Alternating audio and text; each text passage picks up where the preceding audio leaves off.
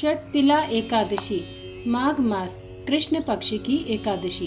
एक समय दालभ्य ऋषि ने पुलस्त ऋषि से पूछा, हे मुनि श्रेष्ठ, मनुष्य मृत्युलोक के ब्रह्म हत्या आदि महापाप करते हैं और दूसरों के धन की चोरी व दूसरों की उन्नति देखकर ईर्ष्या आदि करते हैं, परंतु फिर भी उनको नरक प्राप्त नहीं होता। इसका क्या कारण है? वह न जाने कौन सा अल्पदान या अल्प विश्राम करते हैं जिससे उनके सभी पाप नष्ट हो जाते हैं। यह सब आप कृपा पूर्वक मुझसे कहिए। इस पर पुलस्त्य ऋषि बोले, हे मुनि, आपने मुझसे अत्यंत गंभीर प्रश्न पूछा है। इससे संसारी जनों को अत्यंत लाभ होगा। इसको इंद्र आदि देव भी नहीं जानते, परंतु मैं आपको यह गुप्त भेद अवश्य ही बताता हूँ। ध्यान से सुनो। माघ मास के आने पर मनुष्य को स्नान आदि से शुद्ध रहना चाहिए और इंद्रियों को वश में करके तथा काम, क्रोध, लोभ, मोह, ईर्ष्या, अभिमान आदि को त्याग कर भगवान का स्मरण करना चाहिए। उसको हाथ पैर धोकर पुष्य नक्षत्र में गोबर, कपास, तिल आदि मिलाकर उपले बनाने चाहिए। इन उपलों या कंडों से 108 बार हवन करें और यदि उस दिन मूल नक्षत्र और द्वादशी हो तो नियम से रहें। स्नान आदि नित्य क्रम से शुद्ध होकर भगवान का पूजन कीर्तन करना चाहिए। एकादशी के दिन व्रत करें और रात्रि को जागरण करें तथा हवन भी अवश्य करना चाहिए। दूसरे दिन धूप दीप नैवेद्य से भगवान का पूजन करना चाहिए। पेठा, नारियल, सीताफल या सुपारी आदि सहित अर्घ्य देकर भगवान की स्तुति करनी चाहिए कि हे भगवान, आप अशरणों को शरण देने वाले हैं। आप संसार में डूबे हुओं का उद्धार करने वाले हैं।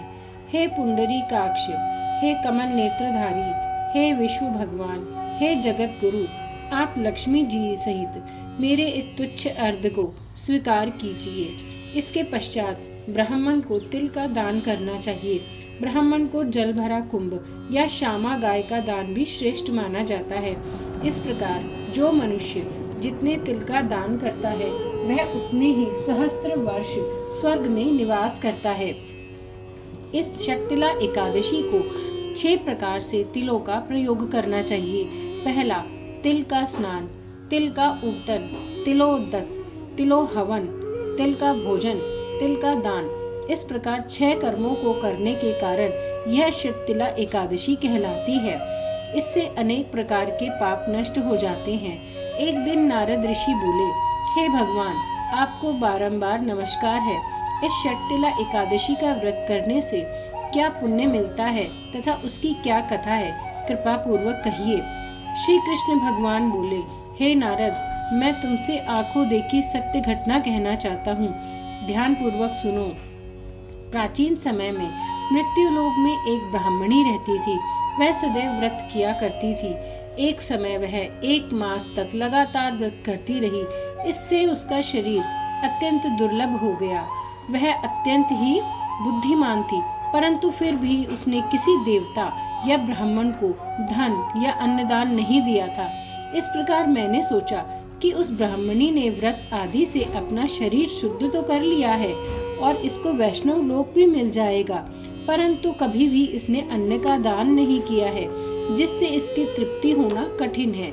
ऐसा सोचकर मैं मृत्यु लोक में गया और ब्राह्मणी से अन्न मांगा। वह बोली, हे महाराज, आप यहाँ किसके लिए आए हैं?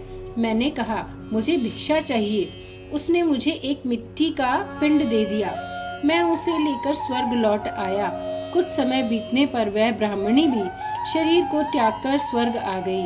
मृत पिंड के प्रभाव से उसे उस जगह एक आम वृक्ष सहित ग्रह मिला, परंतु उसने उस ग्रह को अन्य वस्तुओं से शून्य पाया। वह मेरे पास आई और कहने लगी कि हे भगवान, मैंने अनेकों व्रत आदि से आपकी पूजा की है, परंतु फिर भी मेरा घर वस्तुओं से शून्य है। इसका क्या कारण है? मैंने कहा, तुम अपने घर जाओ और दैव्य स्त्रियों तुम्हें देखने आएंगी, तब तुम उनसे षटतिला एकादशी का पुण्य और विधि सुन लेना और तभी द्वार खोलना।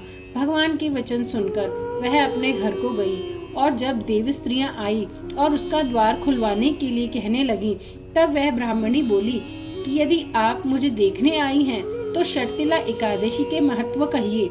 उनसे एक देव स्त्री बोली, ठीक है, सुनो, मैं एकादशी महत्व कहती हूँ। जब उसने षटतिला एकादशी का महत्व सुना दिया, तब ब्राह्मणी ने द्वार खोला।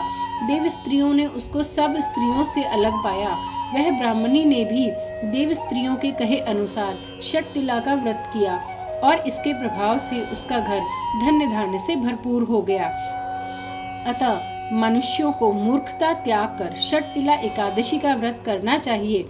इससे मनुष्यों को जन्म जन्म में आरोग्यता प्राप्त होती है। इस व्रत के प्रभाव से मनुष्य के समस्त पाप नष्ट हो जाते हैं।